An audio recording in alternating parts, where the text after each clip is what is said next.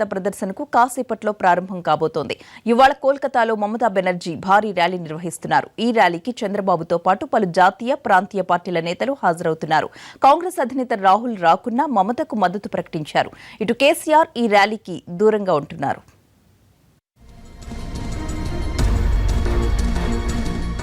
Anti Modi నినాదంతో విపక్షాలు ఏకమవుతున్నాయి. BJP ఏకఛత్రాధిపత్యానికి తెరదించాలని ప్రాంతీయ పార్టీలు పట్టుదలగా ఉన్నాయి. మోదీకి వ్యతిరేకంగా అంతా ఒక్కటవ్వాలని ఎప్పటినుంచో పిలుపునిస్తున్న బెంగాల్ సీఎం మమతా బెనర్జీ తానే చొరవ తీసుకుంటున్నారు. విపక్షాలన్నిటినీ ఆహ్వానించి యునైటెడ్ ఇండియన్ పేరుతో కోల్కతాలో భారీ ర్యాలీకి ప్లాన్ చేశారు. పెరేడ్ గ్రౌండ్స్ లో జరిగే ర్యాలీలో తానేమీ మాట్లాడనని, ఇతర నేతలు చెప్పేది వింటానని దీదీ చేసిన ప్రకటన చర్చనీయాంశంగా మారింది.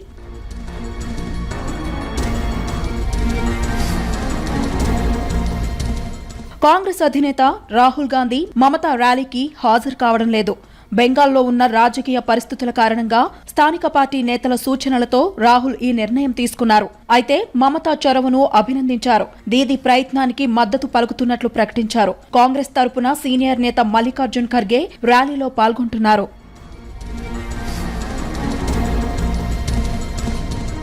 గతంలో విపక్షాల సమావేశానికి గైర్హాజరైన ఎస్పీ, బీఎస్పీ కూడా మమతా ర్యాలీకి హాజరు కానుండటం కీలక పరిమాణంగా చెబుతున్నారు. ఎస్పీ అధినేత అఖిలేష్ స్వయంగా హాజరవుతుంటే మాయావతి మాత్రం పార్టీ సీనియర్ నేత సతీష్ మిశ్రాను పంపుతున్నారు.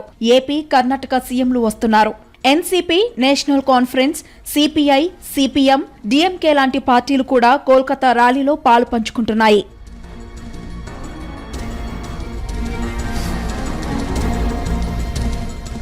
ర్యాలీకి హాజరుపై తెలంగాణ సీఎం కేసీఆర్ తో గత వారం రోజులుగా మమతా బెనర్జీ సంప్రదింపులు జరిపినట్టు సమాచారం.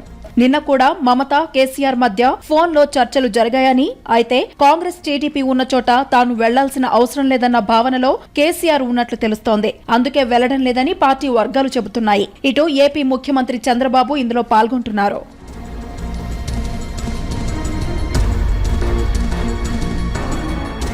వచ్చే ఎన్నికల తరువాత మోదీ ప్రధానిగా ఉండరనేది విపక్షాల అభిప్రాయం.